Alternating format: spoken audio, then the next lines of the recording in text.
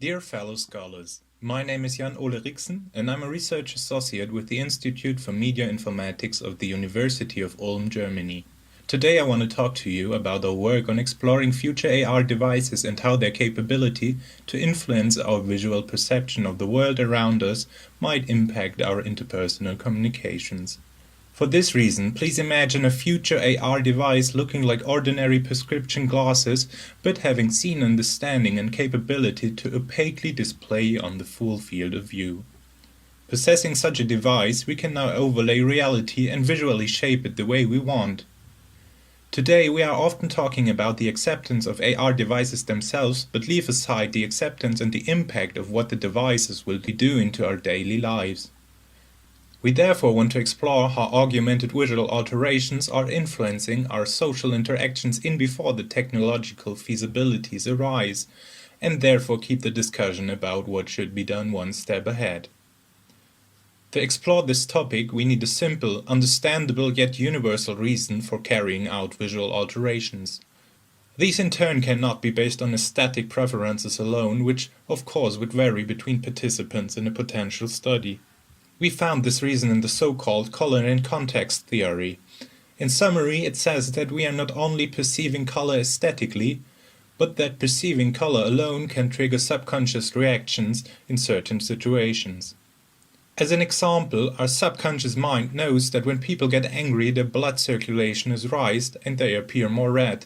But in turn it cannot differentiate if the person is red in the face or if they are just wearing a red shirt.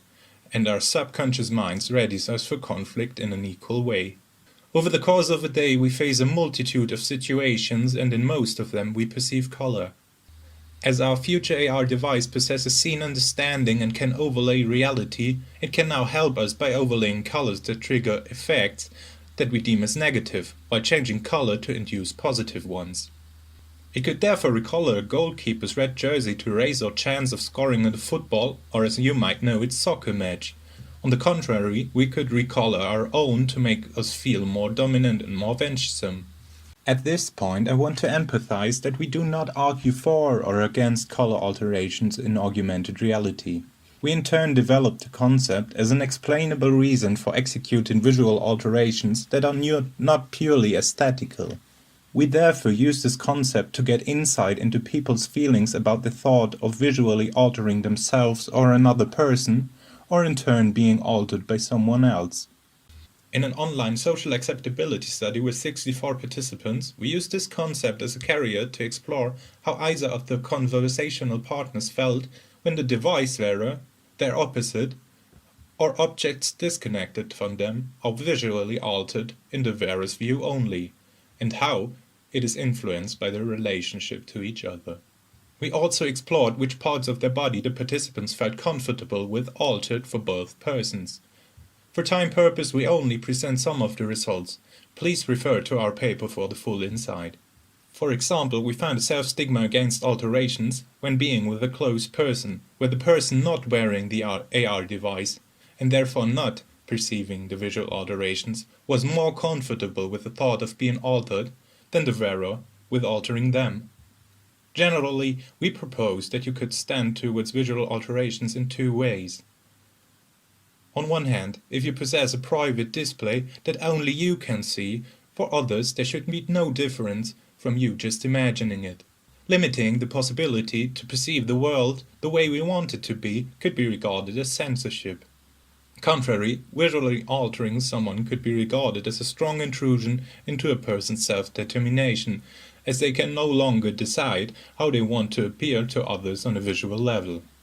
This is what a participant in our study stated.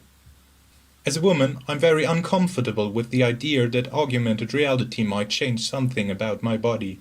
In this study, it's just a color, but what if technology could be used to change the appearance of parts of my body without my consent? I think that would absolutely happen in the real world, and I would be not okay with it. No matter which train of thought you might entertain, we can agree on one thing. With our work we took a first peek into how visual alterations might impact social interactions, but the topic needs a bigger discussion that should be held before the technological availability arises.